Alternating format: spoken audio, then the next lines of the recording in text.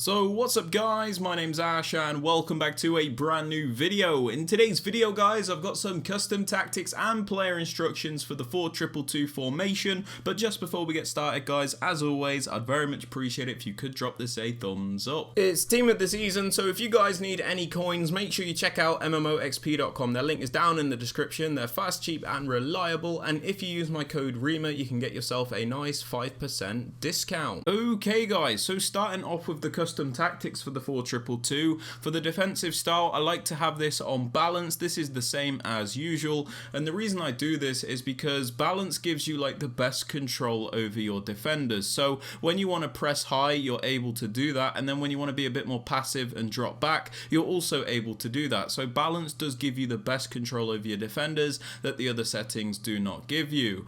Moving on to the defensive width guys, I like to have this on 35. This is so we can primarily defend in a narrow and compact shape, which means we're going to be able to block all those attacks through the middle, so your opponent's not going to be able to just run and pass right through the middle of you, which is super important.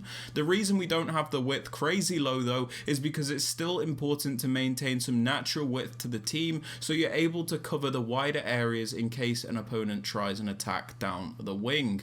Moving on to the depth guys, I'm having this on 65 at the moment. This is so we can kind of win the ball a bit higher up the pitch, but the team isn't too high, like the defensive line isn't too high to the point where one through ball will always destroy you. So we can be quite aggressive with 65 depth, but it's kind of like still quite a safe depth to use, as one through ball won't destroy you as it would if you had this like much higher. Moving on to build up play guys, I like to have this on balance. This is because it's by far the most varied and consistent form of build up in my opinion. When we have this on balance, we can pick and choose when we want to play a bit slower and when we want to play faster. For example, if we have this on slow build up, we're always going to have to use a slow style. If you try and use fast, if you try and play like faster with slow build up, not going to work. Same as if you use fast build up, you're always going to have to play quickly. So balanced allows you to pick and choose when you use like slower build up and when you use a faster build up. Moving on to chance creation guys, I suggest using direct passing. This is because it's by far the most meta option in the game. Basically, your attacking players will like bunch up against your opposition defenders, so you can do like these very overpowered 1v1 isolation plays, which is super like meta in this game. Players also make the extra movements in the box so you can get off the extra pass to guarantee the goals. Direct passing is very important in my opinion. Moving on to the attacking width guys, I have this on 40. The reason for this is I don't like having my width crazy high, otherwise this formation feels like a 4-2-4 and we don't really want that. On the flip side, I don't like it being too narrow, otherwise it feels like your players are way too close together and it's not as effective. So I kind of like to go for something in between where it's neither too narrow or too wide.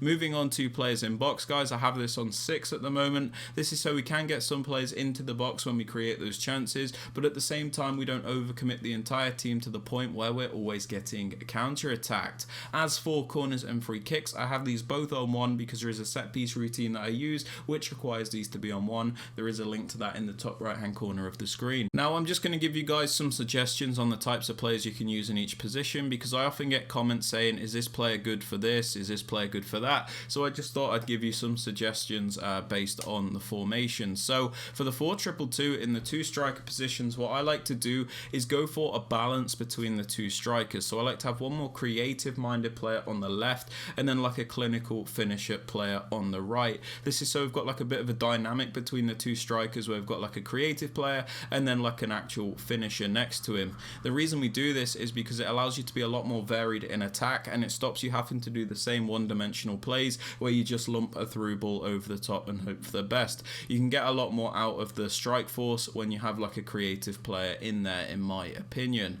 Moving on to the right cam and the left cam, I suggest you guys use like wingers. The reason for this is like these players are the main outlets in the team. It is very important that these players have good creative ability, as these are like the main playmakers in the formation. So it's important that these players are very quick, have decent passing and dribbling ability, and are also able to finish off those chances in case they do get into the penalty area. But yeah, just use whoever you're comfortable with here. Moving on to the CDMs, in the left CDM spot, I like to go for a more defensive minded player. This is somebody that's going to stay back, break up the play, and make sure we're as good defensively as we possibly can be. So I would suggest somebody with a medium-high work rate, if you can get it, as you get the maximum contribution in defense and they're not too bothered about going forward. Moving on to the right CDM, I like to go for a more box-to-box style player. This is somebody that's going to attack and defend, so I suggest somebody with a high work rate if you can get it, so you get that maximum contribution in attack and defense, but just ensure that this player's got a nice well-rounded card. Moving on to the fullbacks, I like to go for a balance between the two. So in the left back position, I use a more attacking minded fullback. This is somebody that's actually going to go forward and contribute for me. And then in the right back position, I go for a more defensive player, somebody that's just going to stay back. That's just something I like to do.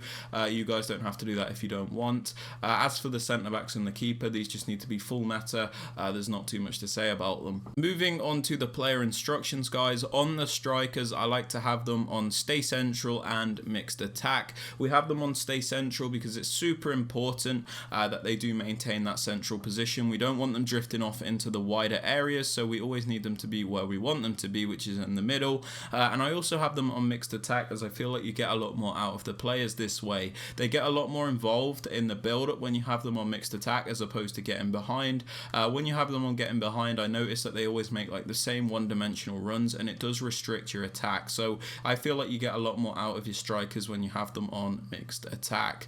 Moving on to the right cam and the left cam, we have them on comeback on defense and get into the box across. We have them on comeback on defense, so this will defend in a 4-4-2. This is a much better shape than the 4-2-2 for defending, so basically this formation will be very good in both attack and defense. Very important to have them on comeback, in my opinion. We also have them on get into the box across, so they're not hesitant to get into the penalty area when we do create those chances. If you have them on balanced crossing runs, they can be a little bit hesitant, so get them on get into the box across, in my opinion. Moving on to the left CDM, the more defensive player, we have them on stay back, cut passing lanes and cover centre. We have him on stay back because obviously we don't want him going forward if he's a defensive player. Cut passing lanes means he's always going to be looking to intercept and break up the play, which is super useful. And then we have him on cover centre, so he does defend those central areas when we don't have the ball. Moving on to the right CDM, where we use a more box-to-box player, we have him on the default settings and cover centre. We have him on the default settings because we don't really want to restrict him. He is a box-to-box player, so we kind of let him do his own thing. The only important thing is that we have him on cover centre, so he does defend those central areas. Moving on to the left back, my more attacking minded fullback, I have him on balanced attack and overlap. This is so we can get extra width in the attack because the 4-2-2 is obviously quite a narrow formation. So we have balanced attack and overlap, so we always have a wider option when we're going forward, which is super useful in my opinion. Moving on to the right back, my more defensive fullback, I have him on stay back and overlap. We have him on stay back, so we always have at least 3 defenders back at a time, but we have him on the overlap run type in case we do send him on a run forward. He will add that extra width. As for the centre backs and the goalkeeper, these are on the default settings and I do not touch them. But yeah, guys, they're my custom tactics and player instructions for the 4-2-2. If you have enjoyed or found it useful, please be sure to drop us a thumbs up, sub to the channel if you are new so you never miss out on any videos like this one, and don't forget to turn on notifications so you are notified when a video is posted. And with all that aside, guys, I hope you have a great rest of your day, and I'll catch you all in the next one. Peace.